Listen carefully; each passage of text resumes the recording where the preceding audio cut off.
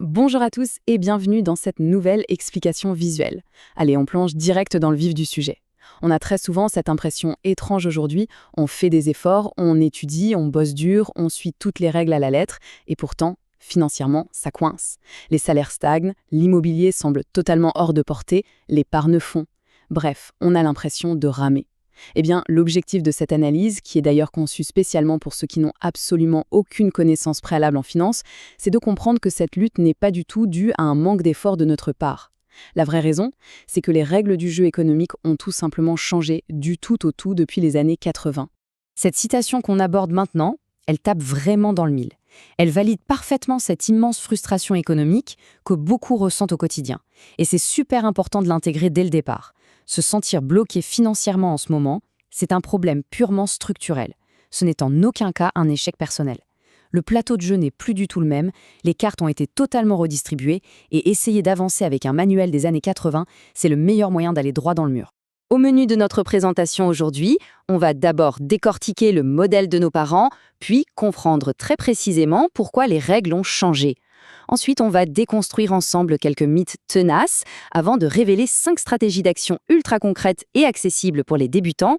Et on finira sur ce nouveau concept clé, l'agilité. Première étape, donc, le fameux modèle de nos parents.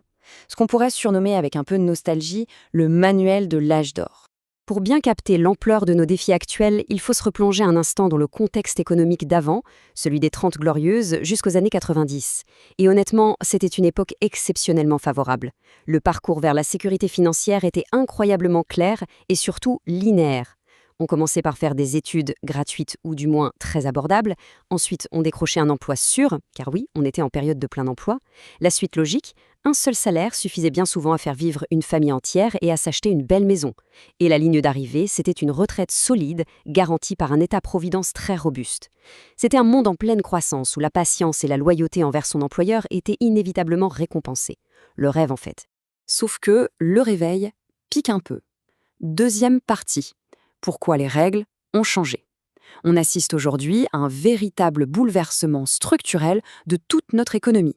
Vouloir jouer la partie d'aujourd'hui en appliquant les tactiques d'il y a 40 ans, c'est franchement la recette parfaite pour se frustrer au quotidien.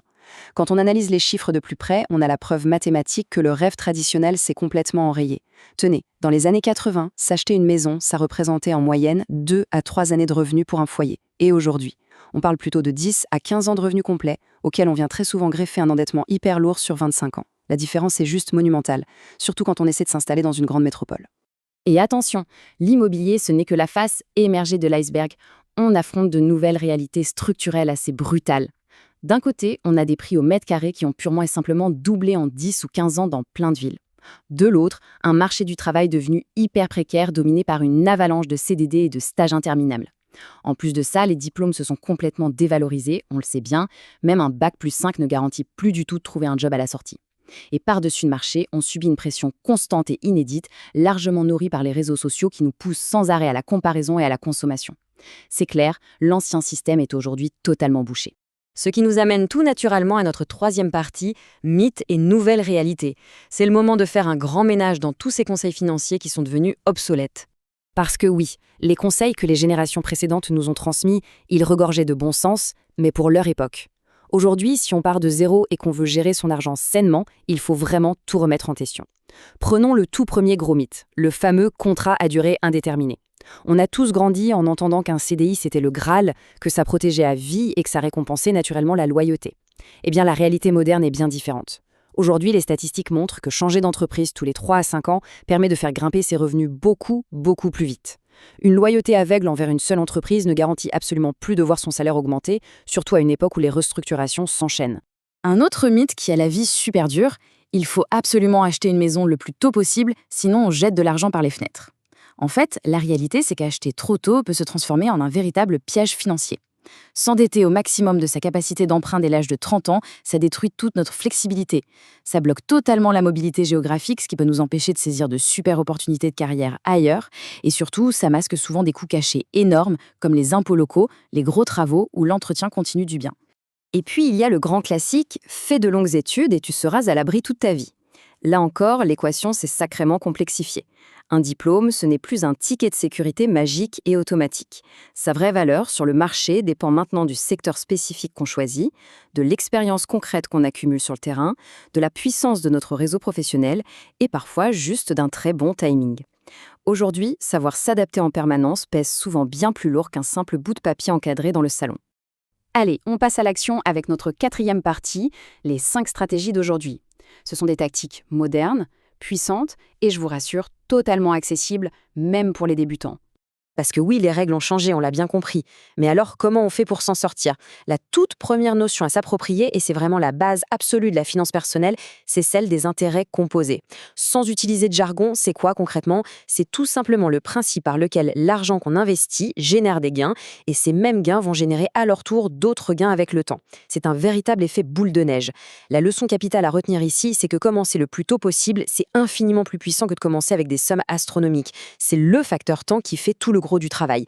Et pour bien comprendre cette première stratégie qui est d'investir tôt, prenons un exemple mathématique hyper frappant. Placer seulement 100 € par mois dès l'âge de 25 ans génère, sur le très long terme, beaucoup plus de richesse que d'attendre 35 ans pour placer 300 € par mois. C'est dingue quand on y réfléchit, non? Et la super nouvelle, c'est qu'aujourd'hui, c'est littéralement à la portée de tout le monde. Grâce aux applications modernes, ouvrir un compte d'investissement prend un petit quart d'heure sur Internet et on peut démarrer avec un simple billet de 50 €. On enchaîne avec nos stratégies 2 et 3. La deuxième, c'est de multiplier ses sources de revenus, que ce soit en prenant des petites missions en freelance le week-end, en montant une micro-entreprise ou en vendant des créations en ligne. L'objectif, c'est de se tisser un vrai filet de sécurité. Le but ultime, c'est de ne plus jamais être totalement dépendant d'un seul et unique chèque de salaire à la fin du mois. La troisième stratégie, c'est ce qu'on appelle louer intelligemment. Ne pas être propriétaire à 35 ans, ce n'est absolument pas un drame. C'est même très souvent un calcul financier redoutable. On reste locataire dans une métropole dynamique où l'achat est inabordable et on investit sereinement son épargne ailleurs, là où c'est beaucoup plus rentable. Quatrième stratégie, et elle est au cœur de cette nouvelle économie, il faut prioriser la flexibilité sur la loyauté.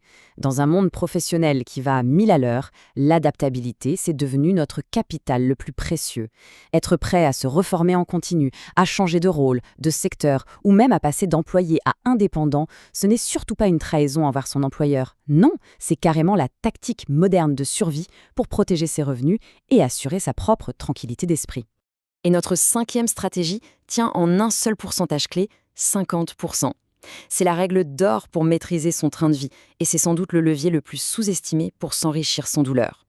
Le concept est enfantin. Chaque fois qu'on décroche une augmentation de salaire ou une belle prime, on s'engage avec soi-même à en investir très exactement la moitié, donc 50%. Les 50% restants, on s'en sert pour améliorer son quotidien et se faire plaisir. De cette façon, on se bâtit automatiquement un vrai patrimoine solide au fil des années, mais sans jamais avoir l'impression désagréable de se priver au quotidien. C'est magique. Et tout ça nous amène à notre 5e et dernière partie, l'agilité remplace la stabilité. C'est tout simplement le nouveau paradigme qu'il faut embrasser. Prenons juste une petite seconde pour réaliser ce basculement majeur qui redéfinit complètement notre rapport à l'argent.